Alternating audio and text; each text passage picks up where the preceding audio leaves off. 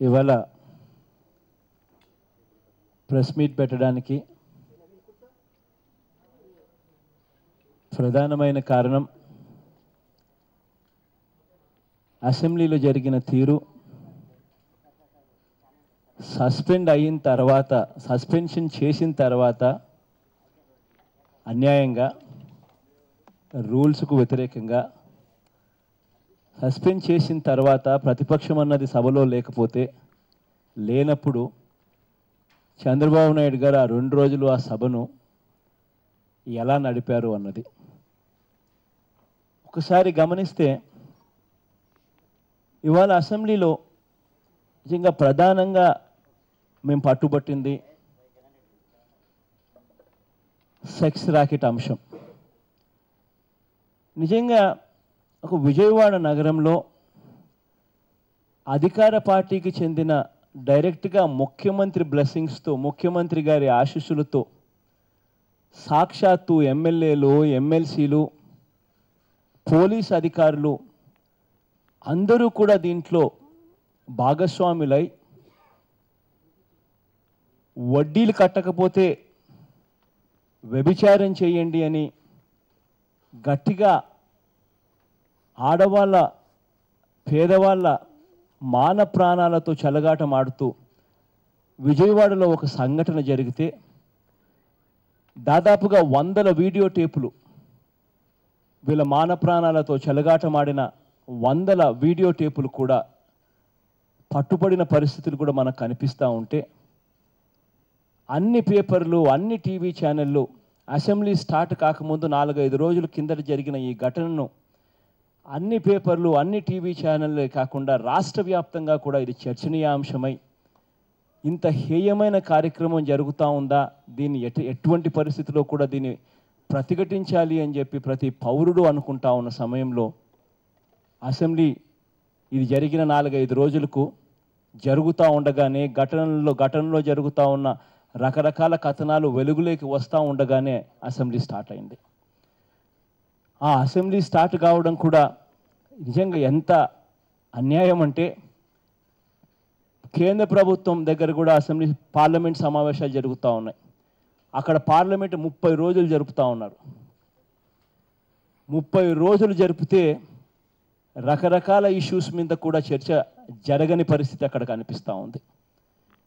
ఇక్కడ చూస్తే అసెంబ్లీ జరిపేది కేవలం 5 రోజులు, 5 రోజులు.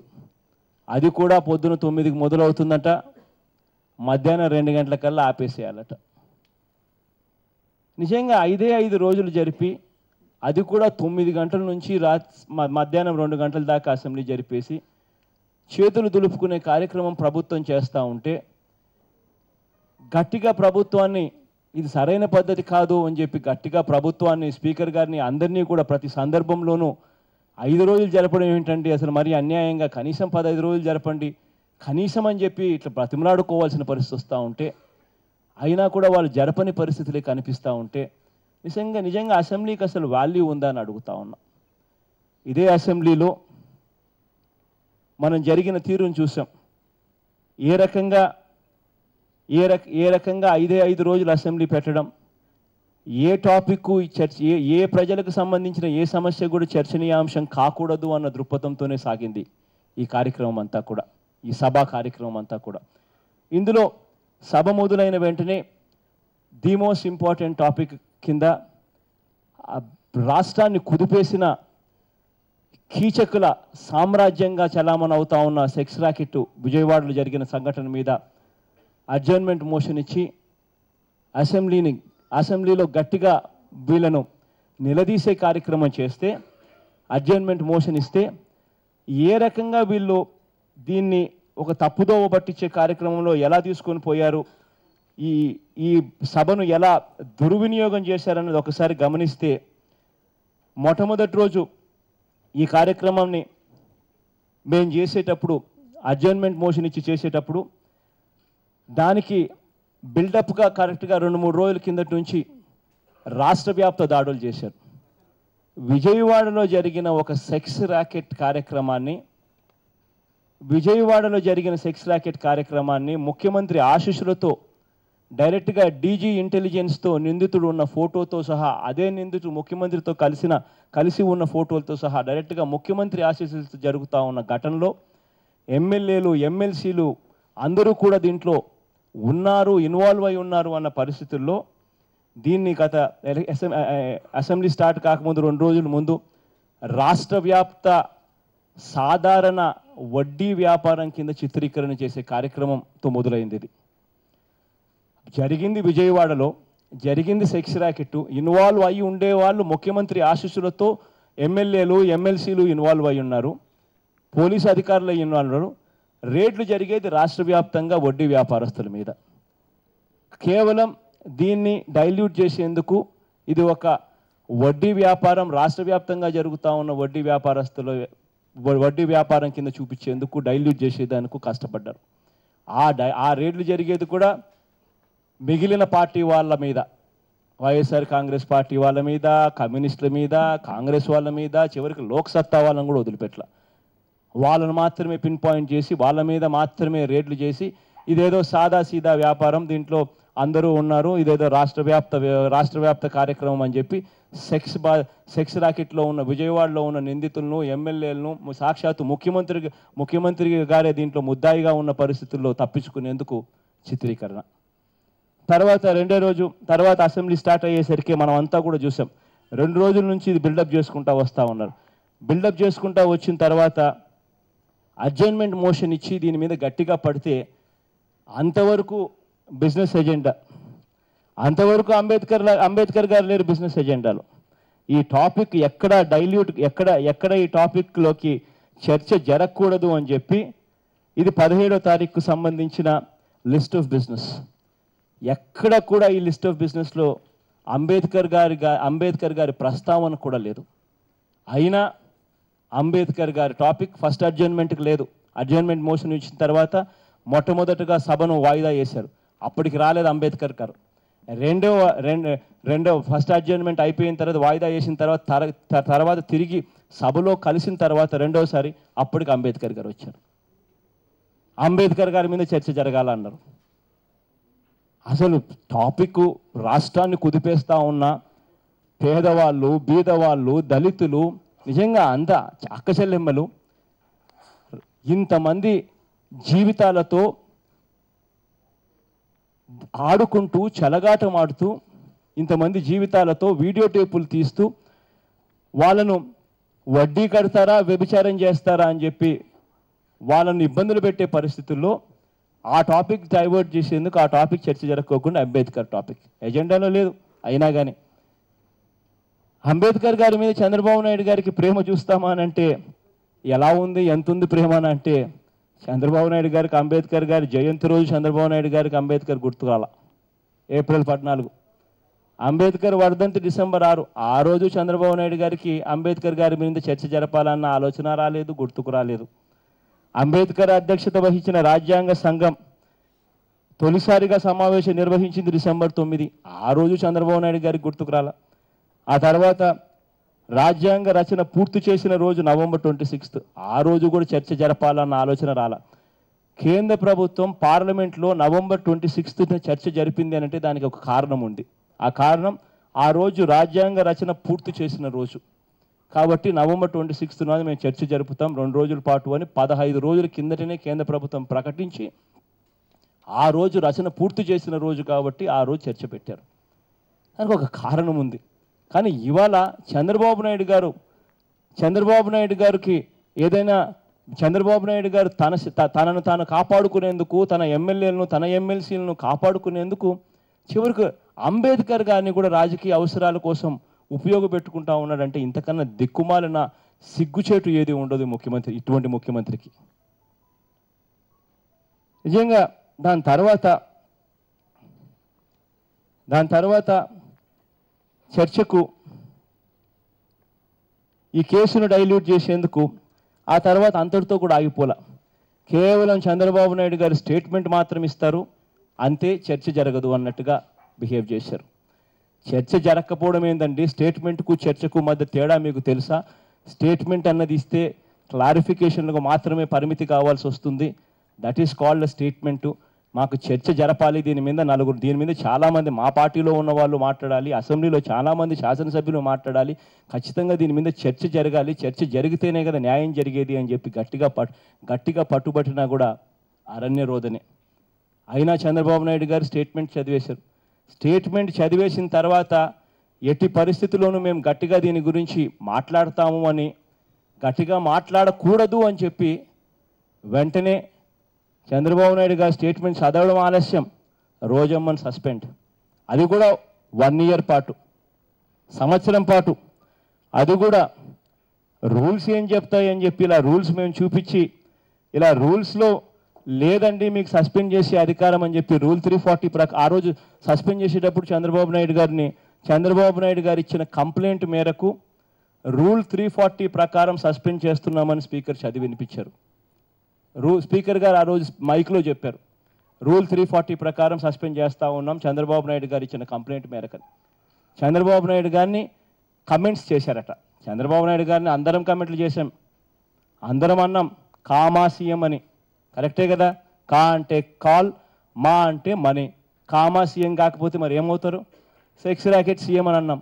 వాస్తవమే కదా, ఆయన దీవెనలతోనే జరుగుతూ ఉన్నప్పుడు సెక్స్ ర్యాకెట్ సీఎం అంటే తప్పేముంది? అందరం అన్నా కూడా కేవలం రోజమ్మను మాత్రమే హ్యాండ్ పిక్డ్ చేసుకుని చర్చ మళ్ళీ జరగకూడదు అన్న ఒకే ఒక్క ఉద్దేశంతో సంవత్సరం పాటు స్పీకర్ గారికి అధికారాలు లేవు, అధికారం ఉన్నది రూల్ ప్రకారం 340 ప్రకారం, రూల్ ప్రకారం కేవలం ఆ reminder period of the session అని తెలిసినా కూడా రూల్స్కు వ్యతిరేకంగా కావాలని ఒక ఇష్యూని పెద్ద చేయాలి, ఒక ఇష్యూని పెద్ద చేస్తే టాపిక్ దాని మీదకి డైవర్ట్ అయిపోతుంది, ఈ టాపిక్ మీద చర్చ జరగదని చెప్పి కావాలని రోజమ్మని సస్పెండ్ చేశారు చంద్రబాబు నాయుడు చర్చ అయిపోయిన తర్వాత. పాయింట్ ఆఫ్ ఆర్డర్ ఇలా లేవనెత్తాం, నేనే ప్రతిపక్ష నాయకుడిగా పాయింట్ ఆఫ్ ఆర్డర్ లేవనెత్తితే మైక్ ఇవ్వాల. రోజమ్మ సభ నుంచి బయటికి పోతే తప్పు నుంచి మీకు మైక్ ఇవ్వమన్నారు. ఇంతకన్నా దుర్మార్గం కూడా బహుశా ఏముండదు. అప్పుడు ఈ టాపిక్ మీద చర్చను డైవర్ట్ చేయడం కోసమే వీళ్ళు కావాలని టాపిక్ తీసుకొస్తున్నారు అని చెప్పి తెలిసి మనసులో బాధపడి అయినా కూడా రోజమ్మను, అమ్మ ఈ రకంగా జరగబోతా ఉంది తల్లి, ఈ టాపిక్ డైవర్ట్ చేసేదానికి ఇన్ని పన్నాగాలు పండుతూ ఉన్నారు తల్లి అని చెప్పి ఆమెను బయటికి పంపించి ఆ రోజు చంద్రబాబు నాయుడు గారికి ఆయన చేసిన కార్యక్రమాలు, ఆయన ఏ రకంగా చంద్రబాబు నాయుడు గారు ఈ కేసును తాను డైల్యూట్ చేస్తూ ఉన్నాడు, ఏ రకంగా చంద్రబాబు నాయుడు గారే ముద్దాయిగా ఉన్న ఈ పరిస్థితి ఏమిటి అని చెప్పి కూడా వివరించాం. చంద్రబాబు నాయుడు గారు ఆధారాలు లేవు అంటాడు.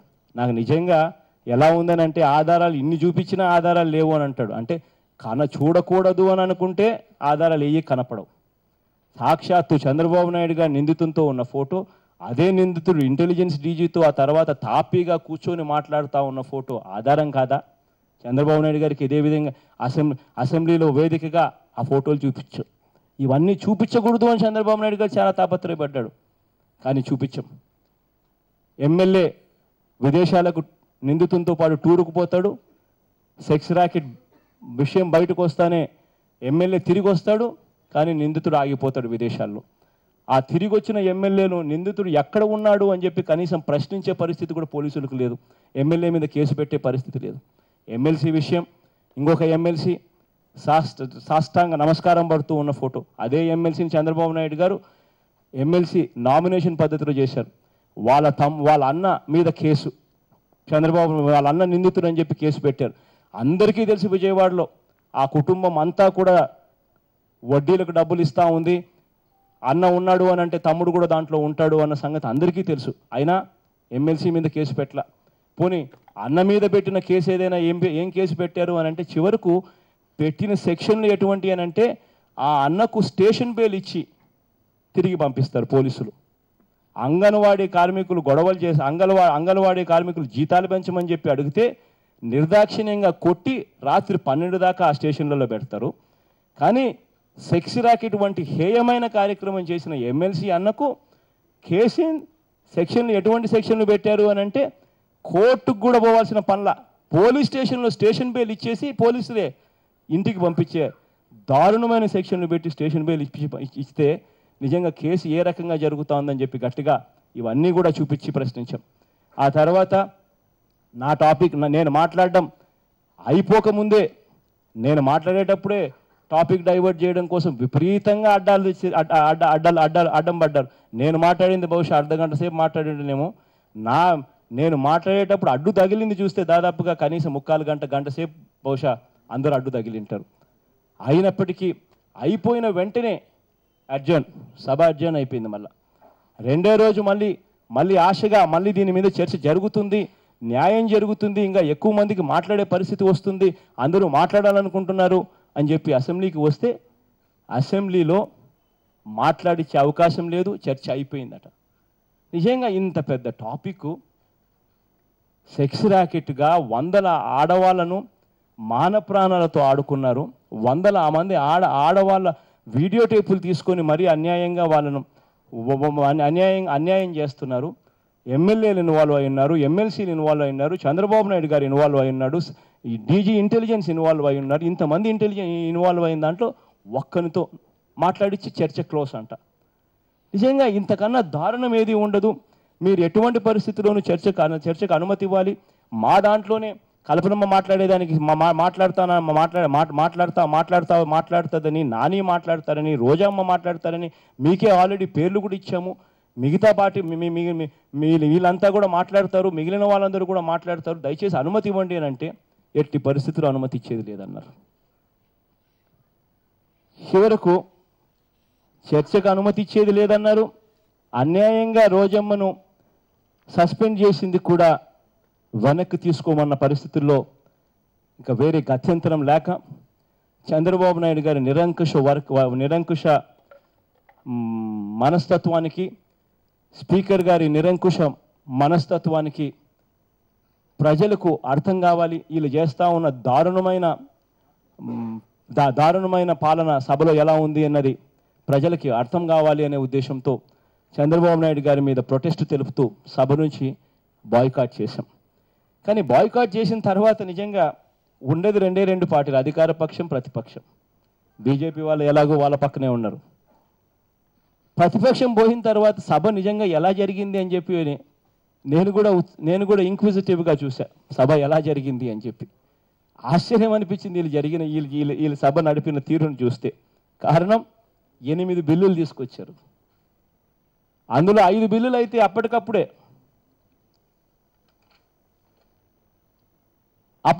పెట్టడం, అప్పటికప్పుడే ఆమోదించడం. Nara Chandrababu Naidu, Chief Minister, will move that the Andhra Pradesh Maritime Board Bill 2015 be taken into consideration. A. B. Nara Chandrababu Naidu, Chief Minister, will move that the bill be passed. అప్పటికప్పుడే Kollu Ravindra, Minister for BC Welfare, Empowerment, Handlooms, Excise, will move that the Andhra Pradesh regulation of trade and trade in Indian-made foreign liquor be taken into consideration. B. Kollu Ravindra, Minister for BC Welfare and Empowerment, Handlooms and Excise, will move the bill that the bill be passed. Pass. Andhra Pradesh value added taxes minda kuda ante. Yanamal Ramakrishna, Minister of Finance, Andhra Pradesh Finance and Planning, Commercial Taxes and Legislative Affairs, will move the Andhra Pradesh value added tax bill 2015 be taken into consideration. Ramakrishna and Legislative Affairs will move that the bill be passed. Anni Municipal Administration, Narayana, Minister for Municipal Administration and Urban Development, Urban Water Supply and Urban Planning, will move Andhra Pradesh Metropolitan Region Urban Development Authorities Bill taken into consideration. B. Bill be passed. Anni private యూనివర్సిటీల bill దగ్గర నుంచి Swiss challenge పద్ధతిలో చంద్రబాబు నాయుడు గారు ఆయన ఇష్టం వచ్చిన పద్ధతిలో, nominated పద్ధతిలో, సింగపూర్ గవర్నమెంట్కి సంబంధం లేదు, సింగపూర్లోని ప్రైవేట్ కంపెనీలకు ఇష్టం వచ్చినట్టుగా భూములు ఇచ్చేదానికి కూడా ఆ భూములు ఇంతకుముందు 25 సంవత్సరాలు 33 సంవత్సరాలు దాటి ఇవ్వకూడదు లీజులు అన్న అంశాన్ని అమెండ్ చేస్తూ దాన్ని 99 ఏళ్ళైనా ఇవ్వచ్చు, ఇంకా ఎక్కువైనా ఇవ్వచ్చు కాడికి కూడా పాస్ట్. చర్చ లేదు, బిల్లు పెట్టడం, బిల్లు ఆమోదించడం. అసలు కేంద్ర ప్రభుత్వం అయితే నిజంగా ఒక బిల్లు పెట్టడానికి మనమంతా కూడా చూస్తూనే ఉన్నాం. జిఎస్టీ బిల్ దగ్గర నుంచి ల్యాండ్ అక్విజిషన్ బిల్ వరకు కూడా కేంద్ర ప్రభుత్వం ఎంతగా ఒక బిల్లు పెట్టాలి అంటే ఆలోచన చేస్తూ ఉందని.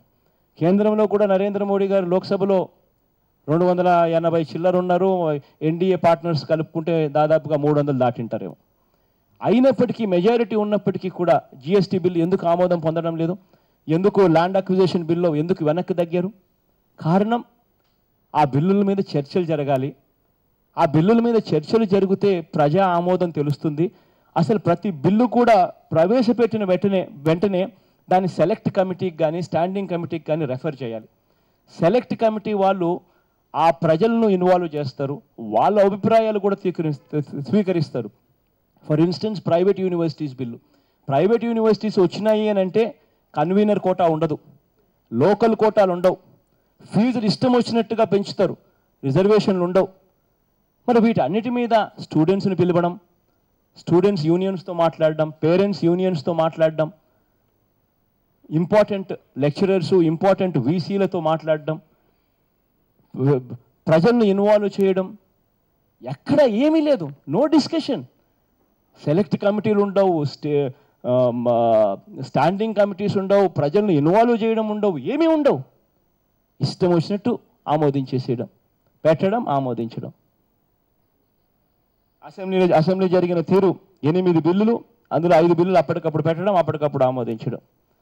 దాని తర్వాత ఏం జరిగింది అని చెప్పి అసెంబ్లీ చూస్తే నిజంగా ఇంకా బాధ అనిపించింది. కారణం, మళ్ళీ రోజమ్మ గుర్తుకొచ్చారు. రోజమ్మ సస్పెండ్ అయిపోయింది. వైఎస్ఆర్ కాంగ్రెస్ పార్టీ వాళ్ళంతా బాయ్కాట్ చేసినారు, అన్యాయంగా సస్పెండ్ చేసినారని టాపిక్ అయిపోయింది. అయినా కానీ మళ్ళీ రోజమ్మ గుర్తుకొచ్చారు. మళ్ళీ రోజమ్మ మీద, రోజమ్మతో పాటు ఎట్లా పనిలో పని నేను ఎట్లా ఉన్నా కదా జగన్ మీద కానిద్దాం, తిడదాం, మైకులు ఇద్దాం, అందరికీ మైకులు ఇద్దాం, అందరూ కాసేపు టైంపాస్ అయ్యేదాకా తిడతా పోతారు. సభను ప్రజలు చూస్తూ ఉన్నారన్నది కూడా ధ్యాస లేకుండా దాదాపుగా 70% టైము ఆ 2 రోజుల్లో ఈ టాపిక్ మీద జరిపారు. అసలు నిజంగా రోజా 17వ తారీఖున రోజా చేసింది నాకైతే, నేను ఆ తర్వాత నేను కూడా చూసా సోషల్ మీడియాలో, అది ఉన్నదాన్ని అది చూస్తే రోజమ్మ స్పీకర్కి కంప్లైంట్ చేస్తూ ఉంది. రోజమ్మ స్పీకర్కి కంప్లైంట్ చేసేదాన్ని వక్రీకరించి రోజమ్మను 3 రోజుల తర్వాత సస్పెండ్ అయిపోయిన తర్వాత, బాయ్కాట్ చేసిన తర్వాత మళ్ళీ టాపిక్ తీసుకొని వచ్చి మళ్ళీ రోజమ్మ తిడతారు. అసలు ఎంత టైంపాస్ కాకుండా సభను నడుపుతూ ఉన్నారనంటే నిజంగా ఇంతకన్నా దారుణం బహుశా ఏది ఉండదేమో నాకు తెలిసినంత వరకు.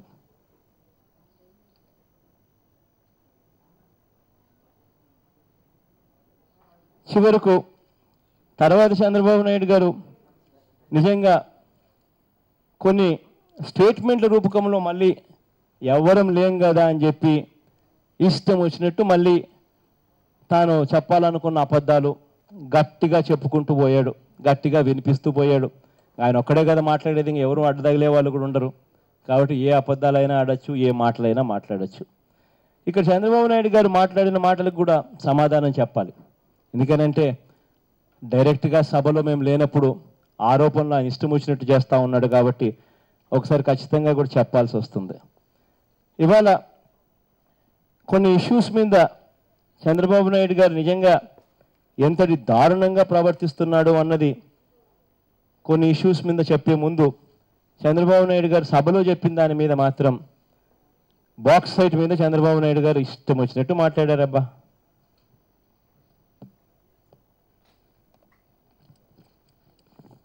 చివరకు ఆయన మాట్లాడిన మాటలు చూసినప్పుడు, ఆయన మాట్లాడిన తీరు చూసినప్పుడు నిజంగా ఆశ్చర్యం అనిపించింది. బాక్సైట్కి సంబంధించి చంద్రబాబు నాయుడు గారు ఈ లెవెల్లో అబద్ధాలు కూడా ఆడగలుగుతాడనే సంగతి కూడా నిజంగా ఆశ్చర్యం అనిపించింది. బాక్సైట్ విషయంలో నేను చంద్రబాబు నాయుడు గారిని సూటిగా ఒక ప్రశ్న అడుగుతా ఉన్నా. అయ్యా చంద్రబాబు నాయుడు గారు, జీవో 97 ఎందుకు క్యాన్సిల్ చేయలేదని అడుగుతా ఉన్నా. ఇది టైమ్స్ ఆఫ్ ఇండియా ఈరోజు పేపర్.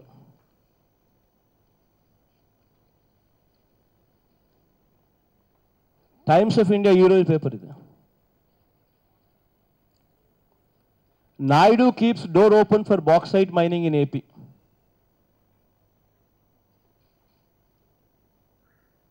చంద్రబాబు నాయుడు గారు జీవో 97 ఎందుకు క్యాన్సిల్ చేయలేదు అని అడుగుతా ఉన్నా. జీవో 97 క్యాన్సిల్ చేయకుండా తానిచ్చిన వైట్ పేపర్లోనే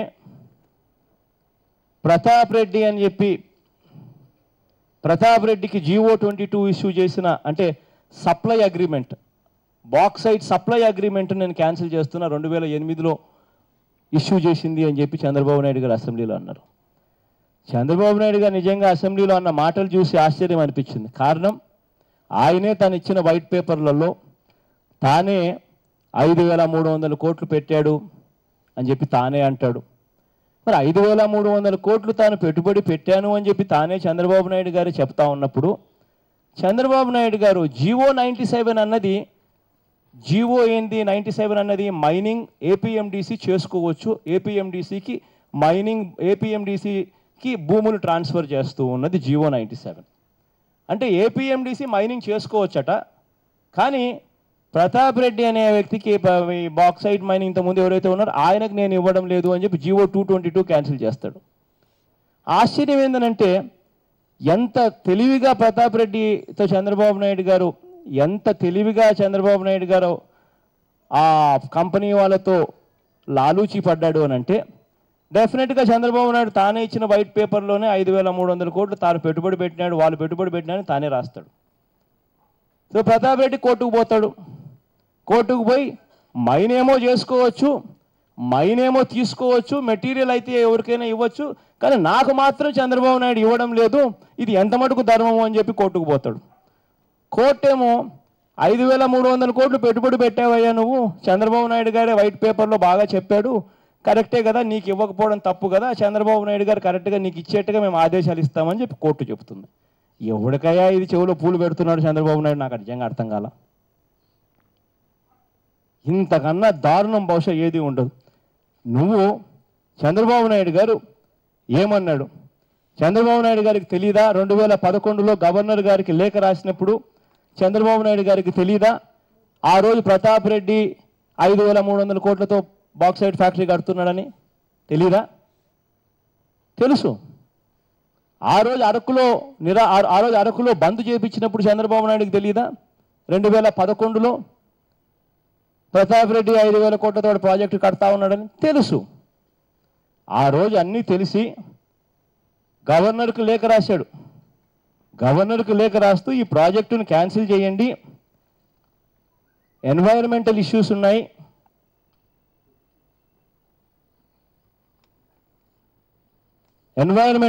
ఉన్నాయి, ఈ ప్రాజెక్టుకు గ్రామ పంచాయతీ క్లియరెన్స్లు కూడా లేవని చెప్పి చంద్రబాబు లేఖ రాశాడు. ఇక్కడ రాశాడు, he said the provisions of the Forest Act were negated and the decision to entrust mining to APMDC was taken unilaterally by the state government with clear vested interest without consulting gram panchayats and tribal advisory committee.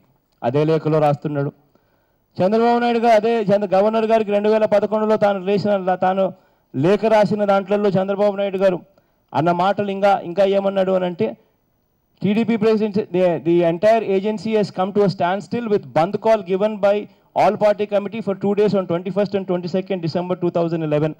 Protest against the proposed visit of the committee headed by JC Kala sent reportedly Ministry of Environment and Forest, highlighting the public mood and the sentiment. The local tribal women armed with bow and arrows have resisted the attempt of committee to sneak into the agency area through helicopter landing. Chandrababu Naidu గారు ఇవన్నీ రాస్తూ ఇంకా ఏమని రాస్తున్నాడు, depriving them of livelihoods, destroying their environment and robbing their rightful share. ఇవన్నీ కూడా చంద్రబాబు నాయుడు గారు రాస్తూ గవర్నర్కు ప్రాజెక్టులు క్యాన్సిల్ చేయండి అని అంటాడు. చంద్రబాబు నాయుడు గారు ఆ రోజు 2011లో గుర్తుకు రాలేదా, తెలీదా ప్రతాప్ రెడ్డి 5,000 కోట్లతో అక్కడ ప్రాజెక్టు పెట్టాడన్న సంగతి? తెలుసు. అయినా రాశాడు. బంద్ కాల్ ఇచ్చాడు ఆ రోజు, అయినా ఆ రోజు గుర్తుకు రాలేదా? తెలుసు. అయినా బంద్ కాల్ ఇచ్చాడు. మరి అదే చంద్రబాబు నాయుడు గారు ఇవాళ ఏం చేస్తూ ఉన్నాడు, అదే మనిషిని ఈయన లాలూచి పడి ఆ మనిషికి ఎలా కట్టుబెట్టాలా అన్న దిక్కుమాలిన ఆలోచనలు చేసుకుని జీవో 97 అన్నది మాత్రం క్యాన్సిల్ చేయడు.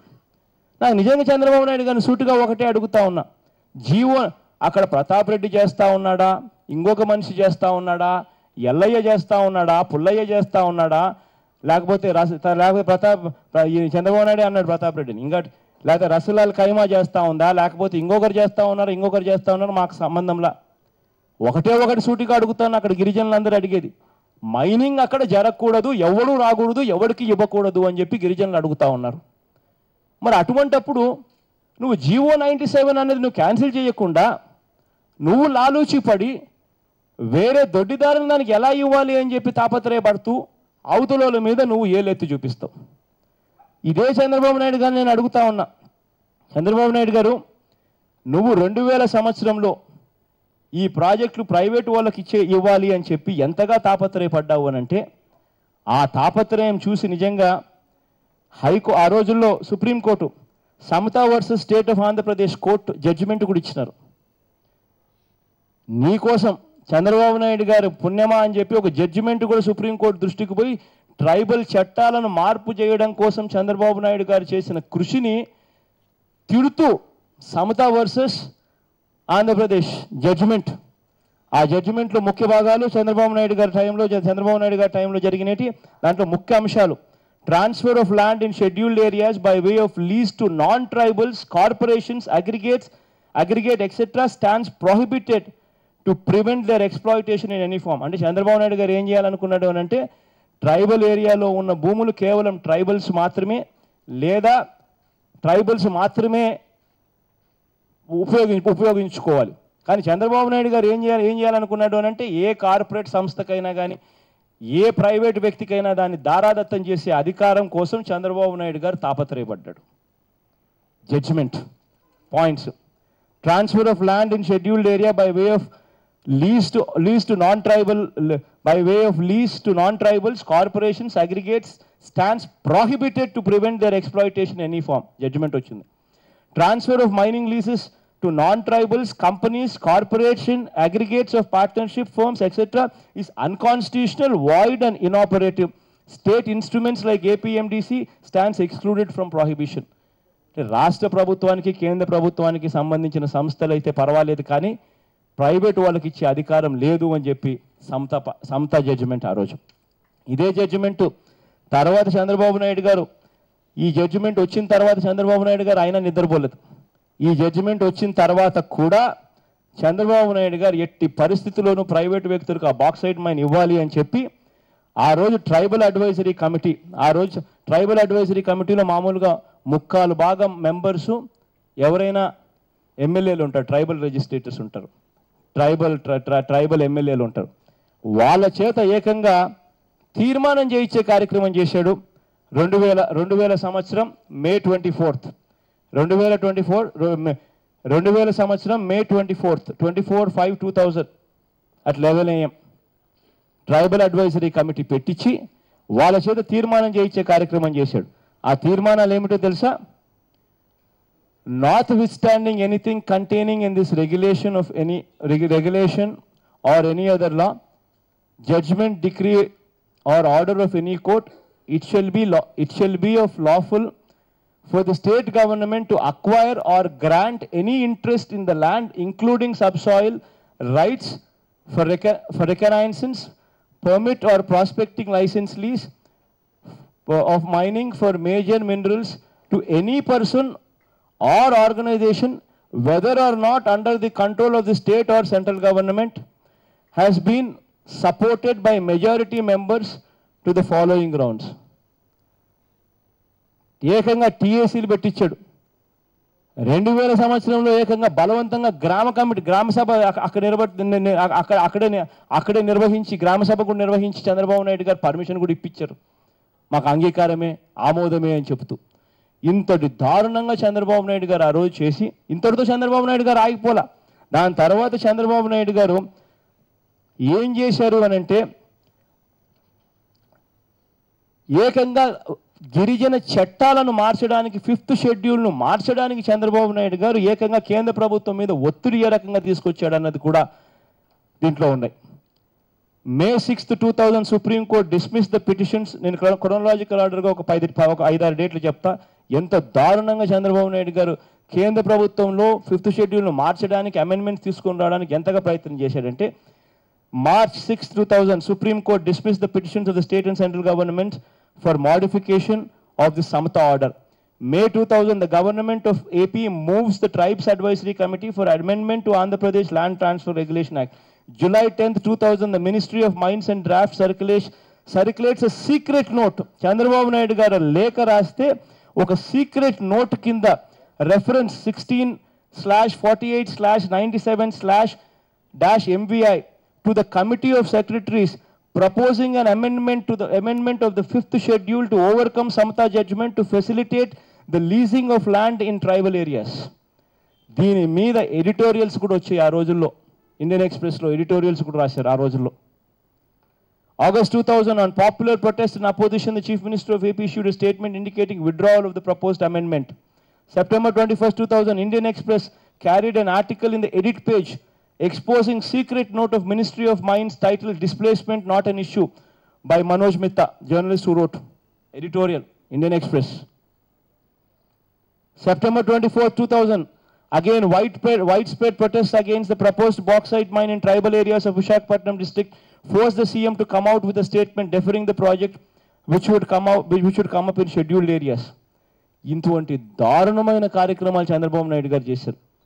ఆ రోజుల్లో చంద్రబాబు నాయుడు గారు హయాంలోనే ట్రైబల్ అడ్వైజరీ కమిటీ ఆమోదం ఇప్పించాడు. ఆ రోజుల్లోనే తన జులుంను ఉపయోగించి గ్రామ సభతో తీర్మానాలు కూడా చేయించిన పరిస్థితుల్లో నిజంగా రాజశేఖర రెడ్డి గారు వచ్చి ముఖ్యమంత్రి ఆ తర్వాత అయిన తర్వాత చంద్రబాబు నాయుడు గారు ఎన్ని చేశారు కదా, కాస్తో కూస్తో ఏదైనా ప్రజలకు ఏదైనా ఉద్యోగాలు వస్తాయేమో అని చెప్పి కాస్తో కూస్తో ఒక అడుగు ముందుకు వేశాడు. కానీ ఆ తర్వాత రాజశేఖర రెడ్డి గారు కూడా ప్రజల మనోభావాలు దానికి వ్యతిరేకంగా ఉన్నాయి అని చెప్పి ఏ రోజైతే తాను తెలుసుకున్నాడో ఆ తర్వాత తాను సెకండ్ స్టేజ్ క్లియరెన్సెస్ కోసం పుష్ చేయలేదే, తర్వాత ఆపేశాడే. తప్పు ఎవరైనా చేయనియండి, చంద్రబాబు నాయుడు గారు చేయనియండి, రాజశేఖర రెడ్డి గారు చేయనియండి, చివరకు కిరణ్ కుమార్ రెడ్డి గారు చేయనియండి, చివరకు జగన్మోహన్ రెడ్డి చేయనియండి, తప్పు తప్పే, ఎవరు చేసినా తప్పు తప్పే. కానీ ప్రజల మనోభావాలకు మనం దగ్గరగా ఉన్నామా, ప్రజల మనోభావాలను మనం గౌరవిస్తున్నామా లేదా అన్నది ముఖ్యం. డెమోక్రసీలో ప్రజల మనోభావాలను గౌరవించేవాడే నాయకుడు. ప్రజల మనోభావాలు వ్యతిరేకంగా ఉన్నప్పుడు ఎందుకు ప్రజల మనోభావాలతో ఆడుకుంటున్నారో, ఎందుకు ప్రజలకు వ్యతిరేకంగా అయినా కానీ ఎందుకు చేస్తూ ఉన్నారని అడుగుతా ఉన్నాను నేను. ఇక నేను ఒకటే చెప్తా ఉన్నా, చంద్రబాబు నాయుడు గారు అంతటితో ఆగిపోలా. ఆ తర్వాత రాజశేఖర రెడ్డి గారు చనిపోయిన తర్వాత కూడా జేసీ కాలా కమిటీ అని వేశారు. జేసీ కాలా కమిటీ 2011లో జేసీ కాలా committee high level committee 4 member committee వచ్చి 2011లో ఆ ప్రాజెక్టులన్నీ కూడా చూశారు. అప్పటికీ సెకండ్ స్టేజ్ క్లియరెన్స్లు రాలా. రాజశేఖర రెడ్డి గారు చనిపోయిన 6 ఏళ్ల తర్వాత చంద్రబాబు నాయుడు గారు మళ్ళీ ముఖ్యమంత్రి రెండోసారి అయిన తర్వాత 8 లెటర్లు రాశారు చంద్రబాబు నాయుడు గారు సెంట్రల్ గవర్నమెంట్కు. డేట్లు చెప్తా. చంద్రబాబు నాయుడు గారు 2014 అక్టోబర్ 13 స్టేట్ గవర్నమెంట్ తరపున లెటర్ రాశారు. 2014 October 16 state government principal secretary letter రాసింది. 2015 ఫిబ్రవరి 10 మళ్ళీ స్టేట్ గవర్నమెంట్ ఇంకా సమాచారాన్ని పంపిస్తూ లేఖలు రాశారు. మళ్ళీ 2015 ఫిబ్రవరి 27 central government asked further information. 2015 6 మళ్ళీ చంద్రబాబు నాయుడు గారు రాసిన ఈ రకంగా స్టేట్ గవర్నమెంట్కు సెంట్రల్ గవర్నమెంట్కు మధ్య చంద్రబాబు నాయుడు గారు పర్సూ చేస్తూ పోయారు.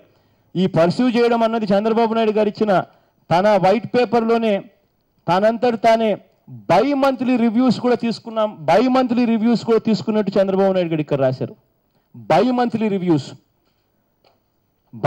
రివ్యూస్ కూడా తీసుకొని ఈ ప్రాజెక్టులలో పర్సూ చేశామని చెప్పి చంద్రబాబు నాయుడు గారు ఇక్కడ తనంతగా వాళ్ళే. Apart from the follow up by government of AP and APMDC at their levels, Chandrababu Naidu ఇచ్చిన వైట్ పేపర్ ఇది. Government of India also reviewed the project status through several mechanisms as follows. Project Monitoring Group reviewed the bauxite project status bi-monthly along with Chief Secretary of Government of AP. White paper Chandrababu Naidu ఇచ్చింది. ఈ రకంగా వీళ్ళు pursue చేసి 8 లేఖలు డేట్లు 2014 October 13 నుంచి start అయింది వీళ్ళ మధ్య కరెస్పాండెన్స్. దాని తర్వాత 2014 October 16 state government principal secretary లేఖ రాశారు. తర్వాత మూడో లెటర్ 2015 ఫిబ్రవరి 10 మళ్ళీ స్టేట్ గవర్నమెంట్ ఇంకా సమాచారం పంపిస్తూ లేఖ రాసింది. తర్వాత 2015 June 13 chief secretary of AP లేఖలు రాశారు. తర్వాత ఆరో లెటర్ 2015 జూన్ 12 ఏపీఎండిసి లెటర్ రాసింది. తర్వాత ఏడో లెటర్ 2015 జూలై 9 సెంట్రల్ గవర్నమెంట్ సమావేశానికి ఏపీఎండిసి హాజరు. తర్వాత 8వ లెటర్ 2015 ఆగస్టు 5 మళ్ళీ స్టేట్ గవర్నమెంట్ లేఖ రాసింది.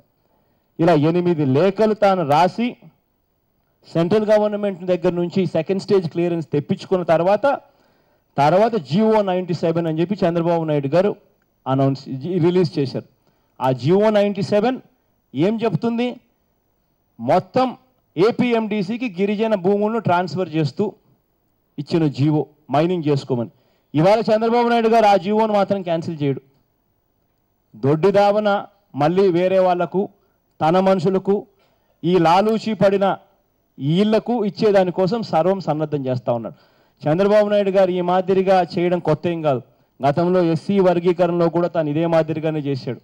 ఆ రోజు కూడా ఎస్సీ వర్గీకరణలో తనకు జరగదు అన్న సంగతి తనకు తెలిసి, కాన్స్టిట్యూషన్ అమెండ్మెంట్ దీనికి కావాలి అన్న సంగతి తనకు తెలిసినా కూడా తాను జీవో ఇష్యూ చేశాడు. ఇచ్చిన వెంటనే ఆ తర్వాత కోర్టుకు పోయే కార్యక్రమాలు చేస్తారు. కోర్టుకు వెళ్ళిన వెంటనే కోర్టు కొట్టేస్తుంది. ఇప్పుడు కూడా చంద్రబాబు నాయుడు గారు ఇదే విషయంలో ఇదే చేస్తూ ఉన్నారు. నేనేమో ప్రతాప్ రెడ్డికి సంబంధించి నేను క్యాన్సిల్ చేసిన, కానీ ప్రతాప్ రెడ్డి కోర్టుకు పోయినాడు, 5,000 కోట్లు తాను పెట్టుబడి పెట్టాడు అని చెప్పి వైట్ పేపర్లో చంద్రబాబు నాయుడు చెప్పాడు కాబట్టి కోర్టు ఇచ్చేస్తుంది. అన్యాయం చేయొద్దండి, ఎవరికో మైన్ ఎందుకు ఇస్తారు, మైన్ మెటీరియల్ ఎందుకు ఇస్తారు, ఆ మెటీరియల్ ప్రతాప్ రెడ్డికి ఎందుకు ఇవ్వడం లేదని కోర్టు అడిగింది. కోర్టు చెప్పింది కాబట్టి నేను మళ్ళీ ఆయనకి ఇస్తున్నా మెటీరియల్ అని చెప్పి చెప్పడానికి జిఓ 97 క్యాన్సిల్ చేయకుండా మిగిలిన జిఓ 222 ఇటువంటివన్నీ పాతవన్నీ సప్లై అగ్రిమెంట్లు క్యాన్సిల్ చేసి దొడ్డిదారును మళ్ళీ మభ్యపెట్టే కార్యక్రమం చేస్తూ ఉన్నాడు. ఇది ఎందుకు ఇంతగా చెప్పాల్సి వచ్చిందంటే ఇదే విషయం మీద చంద్రబాబు నాయుడు గారు ఇదే విషయం మీద మాట్లాడుతూ బాక్సైట్ లాస్ట్కు మీరు బాక్సైట్ను అక్కడ తవ్వే కార్యక్రమాన్ని ప్రజలు వ్యతిరేకిస్తున్నారు. మీ సూటి ప్రశ్న ఏంది? మీరు దానికి ప్రజలు వ్యతిరేకిస్తున్నారు కాబట్టి మీరు ప్రజల తరపున నిలబడుతూ వ్యతిరేకిస్తున్నారా లేదా అన్నది సూటి ప్రశ్న. దానికి చంద్రబాబు నాయుడు గారు సమాధానం ఎలా ఉందంటే, గిరిజన సంక్షేమానికి రాష్ట్ర ప్రభుత్వం కట్టుబడి ఉందని, బాక్సైట్ ద్వారా వచ్చే ఆదాయాన్ని 100% గిరిజనుల కోసమే వెచ్చిచ్చేందుకు, అంటే దాని అర్థం ఆయన మైనింగ్ ఆపడు, జిఓ 97 ఉపసంహరించుకోడు, మైనింగ్ చేస్తాడని. ఏందండి ఇది? ఇంత మోసం, ఇంత అబద్ధాలు. నోరు తెరిస్తే అబద్ధాలు, మోసం. ఒకవైపునేమో అబయన్స్లో పెడతాను, సస్పెన్షన్లో పెడతాను జిఓ అంటావు, రెండో వైపున మళ్ళీ జిఓ 97 క్యాన్సిల్ చేయవు, దొడ్డిదారినిచ్చే కార్యక్రమాలు చేస్తావు. మనిషి అన్నాక కాస్తో కూస్తో చీము నెత్తుర సిగ్గు ఉండాలి. మోసాలు, వెన్నుపోట్లు, అబద్ధాలతో నిజంగా ప్రజలకు చాలా అయింది చంద్రబాబు నాయుడు మీ పరిపాలన. ఇంతటి దారుణమైన మోసాలు, అబద్ధాలు, ఇంత మభ్యపెట్టడం, వెన్నుపోట్లు పొడవడం కరెక్ట్ కాదు మీరు చేస్తూ ఉండదు. నిజంగా ఈ టాపిక్ ఇక కాస్త పక్కన పెడితే చంద్రబాబు నాయుడు గారి గురించి మాట్లాడాల్సి వస్తే, ల్యాండ్ అలాట్మెంట్లు చేశారు చంద్రబాబు నాయుడు గారు. ఎంతటి దారుణమైన ల్యాండ్ అలాట్మెంట్లు చేస్తున్నాడు అని అంటే, కరప్షన్ ఏ స్థాయిలోకి పోతా ఉంది అంటే ఒకసారి నిదర్శనం. బాలకృష్ణ వాళ్ళ వియంకుడు అనుకుంటా, 1,00,000 రూపాయలకు 498 ఎకరాలు కృష్ణా నది ఒడ్డున జగ్గయ్యపేట దగ్గర ఇస్తాడబ్బా భూమి. అది ఎకరా 1,00,000 రూపాయలు కట్ట. దీని మార్కెట్ విలువ 50 లక్షల రూపాయలు ఎకరా. దీనికి చంద్రబాబు నాయుడు ఏమంటాడంటే, ఇది 2013లోనే వాళ్ళు అప్లై చేసుకున్నారు కాబట్టి ఇప్పుడు మేము ఇచ్చామంటున్నాడు. 2013లో ఉన్నప్పుడు ముఖ్యమంత్రులు ఎవరు కూడా 1,00,000 రూపాయలకి ఇవ్వడానికి భయపడ్డారు. అందుకనే వాళ్ళు ఎవరు అలాట్ చేయాల 1,00,000 రూపాయలకు. కానీ చంద్రబాబు నాయుడు గారు ముఖ్యమంత్రి అయిన తర్వాత 1,00,000 రూపాయలకు ఈయన మాత్రం ఇస్తాడు. కానీ పేరు చెప్పేది 2013 నుంచి ఇది పెండింగ్లో ఉందని పేరు చెప్తాడు. ఇంతకన్నా అన్యాయం ఏదైనా ఉంటుందా? 500 ఎకరాలు 498 ఎకరాలు అంటే దాని అర్థం 500 వేసుకున్నా కూడా ఉజ్జాయింపుగా 500 × 50 లక్షలు అంటే 250 కోట్లు. 250 కోట్లు సొంత బావుమడిది మేనమామకి బావుమడిది వియంకునికి ఇచ్చి ఎంతకి ఇచ్చినాడు? 4.995 కోట్లకు. పేరు చెప్పేది 2013 నుంచే ఉంది అని. 2013 నుంచి ఉంటే ఆ ముఖ్యమంత్రి ఎందుకు చేయలేదు? రెండవది, ఇది చిత్తూరులో కర్కంబాడి విలేజ్ ఆఫ్ రేణిగుంట్ల. ఇదే గల్లా అరుణమ్మ, గల్లా జయదేవ్, మనకు అందరికీ ఎంపీలు వీళ్ళందరూ చంద్రబాబు నాయుడు మనందరికీ పరిచయమే. వీళ్ళకు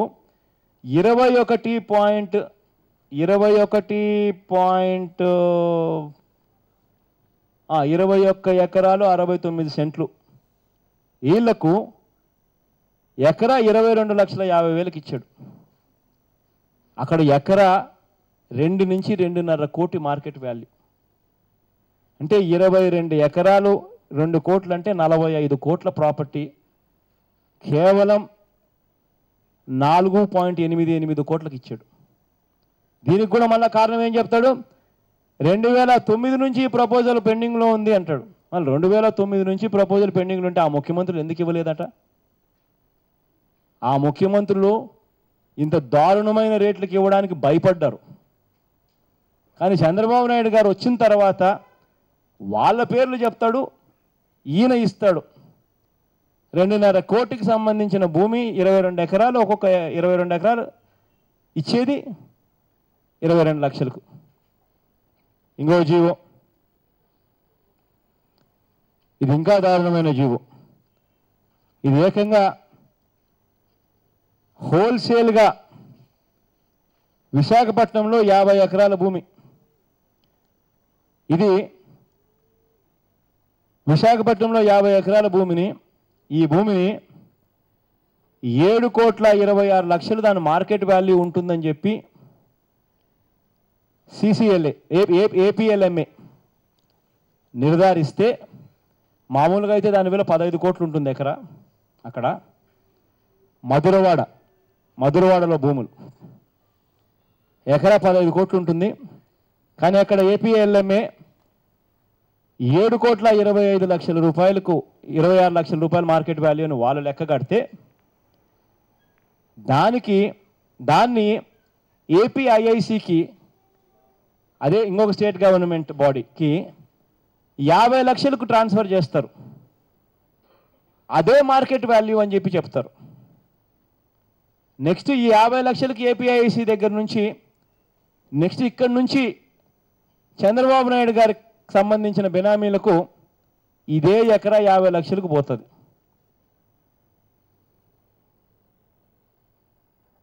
$15 కోట్లు ఎకరా ఉన్న ప్రాపర్టీ ఎకరా 50 లక్షలకు పోయేదానికి మార్గం సుగమం చేస్తూ ఉన్నారు.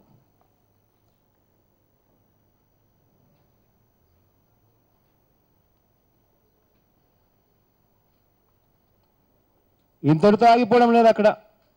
ఈ మధ్యకాలంలోనే ఒకసారి మనం గట్టిగా తిడుతూ కూడా రాశాం, ఈ సెంట్రిక్ సొల్యూషన్స్ అని చంద్రబాబు నాయుడు గారి బినామీలకు ఇచ్చేదానికి కూడా రంగం సిద్ధమని. కానీ ఎవరికి ఇచ్చినా కూడా ఇంత దారుణమైన దోపిడీ అయితే ఎక్కడ నేను వినలా. ఇంకా చంద్రబాబు నాయుడు గారి భూ పంపిణీ ఇంకా ఎంత దారుణంగా ఉందనంటే, శ్రీకాకుళం టౌన్లో చంద్రబాబు నాయుడు గారు స్వయాన తానే తన పార్టీ ఆఫీస్ కోసం అని చెప్పి తానంతటి తానే భూములు ఇచ్చేసుకోవడం. Srikakulam GO number 318.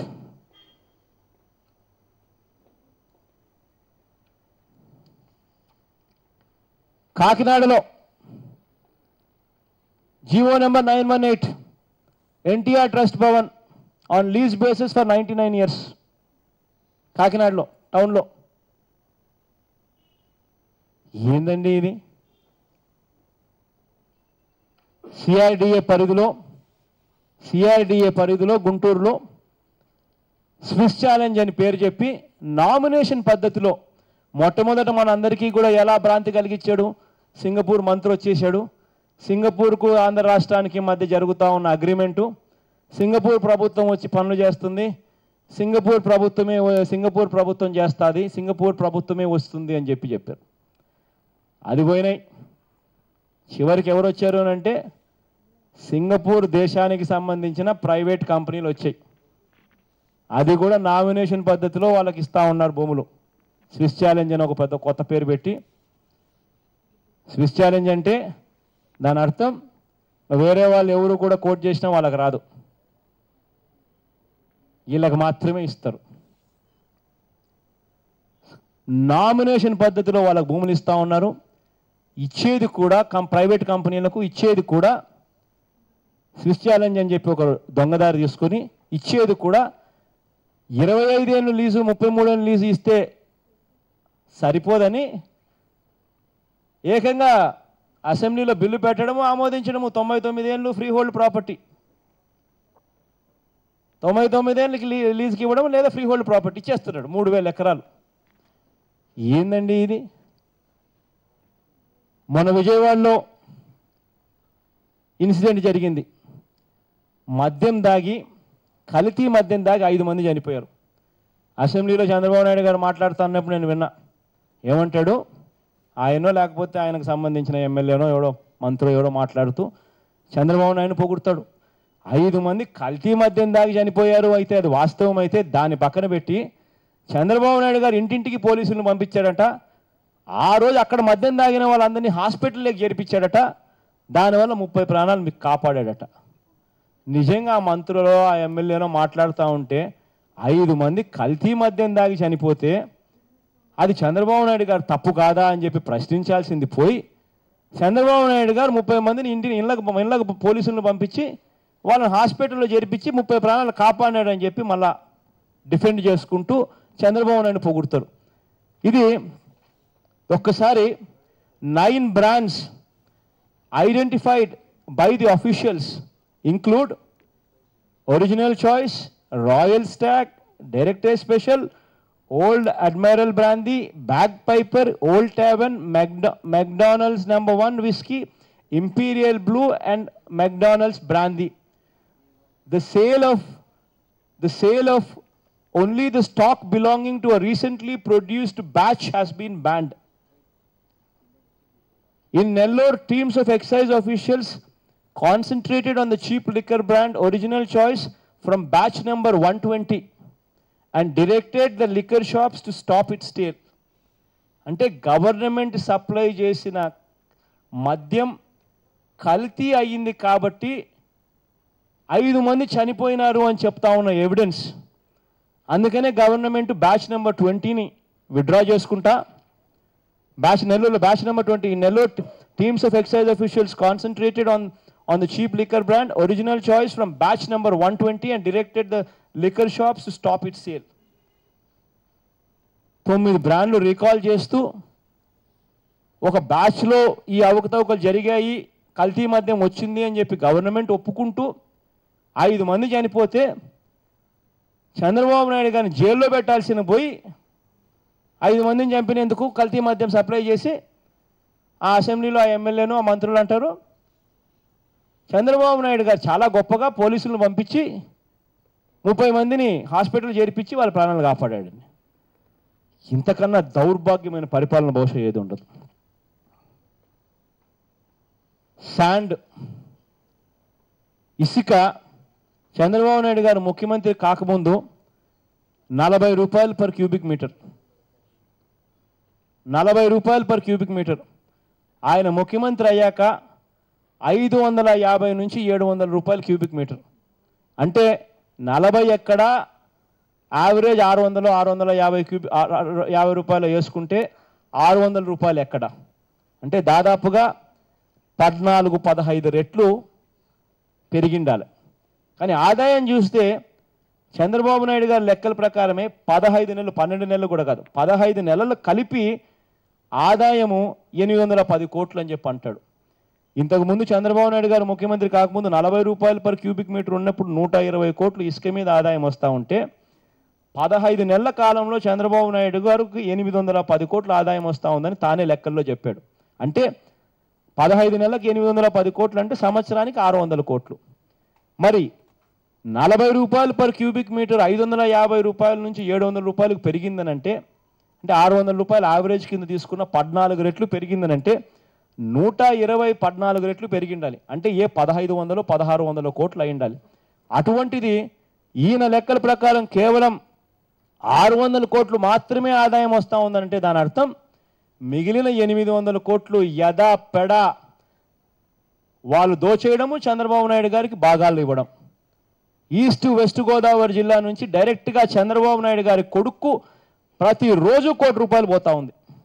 డైరెక్ట్గా ఆపరేట్ చేసేవాళ్ళు ఎమ్మెల్యేలు, అక్కడ సీనియర్ లీడర్లు. ఇంతకన్నా దారుణం ఏది ఉండదు. ఈరోజు మనం అంతా కూడా చూసాం, పేపర్లో కూడా వచ్చింది. జెన్కోలో చివరికి 21,600 మెగావాట్లు జెన్కో కట్టడం. ఒక ప్రాజెక్ట్ ఏమో కృష్ణపట్నంలోను, రెండో ప్రాజెక్టు విజయవాడలో విటిపిఎస్ స్టేజ్ 4 అనుకుంటా, స్టేజ్ 4ఏనా, విటిపిఎస్లో ఒక ప్రాజెక్టు, ఇంకొక 800 మెగావాట్లు, రెండు కలిపి 1600 మెగావాట్లు, 2600 కోట్ల రూపాయల స్కామ్. పక్కన తెలంగాణలో ఇదే సూపర్ క్రిటికల్ పవర్ ప్లాంట్స్ 4000 మెగావాట్లు, 800 మెగావాట్లు ఇంటూ 5. పక్కన తెలంగాణలో పర్ మెగావాట్ కాస్ట్ 4.4 crores, 4.4 కోట్లు. ఈ మధ్య కాలంలోనే గుజరాత్లో మరో 800 మెగావాట్లు కమిషన్ అయింది. అక్కడ కాస్ట్ 4.42 కోట్లు. చంద్రబాబు నాయుడు గారి జెన్కోలో కృష్ణపట్నంలో కాస్ట్ పర్ మెగావాట్ 5.85 కోట్లు పర్ మెగావాట్. విటిపిఎస్లో మరీ దారుణం 6.3 కోట్లు పర్ మెగావాట్. ఎక్కడ 4.4 పక్కన రాష్ట్రాల్లో వేరే ముఖ్యమంత్రులు చేస్తూ ఉన్నారు, ఎక్కడ 5.85, ఎక్కడ 6.3 కోట్లు పర్ మెగావాటు. 1600 మెగావాట్లు అంటే 2600 కోట్ల రూపాయల స్కామ్. విచ్చల విడిగా లంచాలు, మద్యంలో లంచాలే, మాఫియా. ఎంఆర్పి ధరలకు ఎక్కడ అమ్మడంలా, ఎంఆర్పి ధరల కన్నా 5 నుంచి 10% ఎక్కువ రేట్లకు అమ్ముతా ఉన్నారు. డిస్టరీ లైసెన్సులు ఇవ్వడం సెలెక్టివ్లీ కొంతమందికి ఇస్తారు.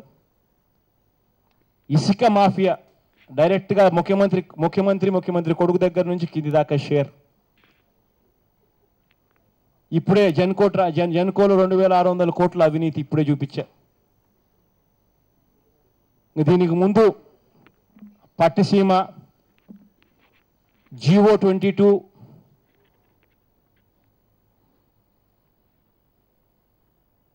చివరకు సెలెక్టివ్లీ ఇండస్ట్రీస్కు ఇచ్చే ఇన్సెంటివ్స్ దగ్గర నుంచి లంచాలు ఇస్తే 30% లంచం ఇస్తే ఇండస్ట్రియల్ ఇన్సెంటివ్స్ రిలీజ్ చేస్తారు. ప్రతిదీ స్కామే. చివరికి గాలేరు నగర్లో స్కామే, హంద్రీనీవా పార్కుల్లో స్కామే. ఎడా పెడా లంచాలు తీసుకోవడం. ల్యాండ్ మాఫియా, రాజధాని భూముల చుట్టూ వీళ్ళ బెనామీల భూములు కొంటారు, వాళ్ళ భూములు మాత్రం అక్విజిషన్ జరగవు. కానీ రైతుల భూములు అక్విజిషన్ చేసుకుంటారు. వాళ్ళ బెనామీలు మాత్రం ఏదైతే అక్విజిషన్ జరగవో వాళ్ళు మాత్రం ప్లాటింగులు చేసి ఎకరాకు 3000 గజాలు అమ్ముకుంటారు. అక్విజిషన్ చేసిన రైతులకు మాత్రం 1200 గజాలు మాత్రమే ఇస్తామంటారు. Land mafia, liquor mafia, sand mafia, చివరికి సెక్స్ ర్యాకెట్ మాఫియా.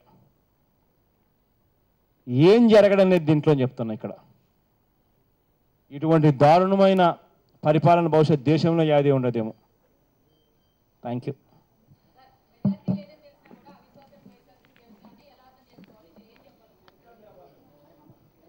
రాక్షస పాలనతో విసిగెక్కి ఆయన చేసిన అన్యాయమైన పరిపాలన ఆయన దృష్టికి అర్థమయ్యేట్టుగా ఆయనకి అద్దం బట్టి చూపించేదానికి.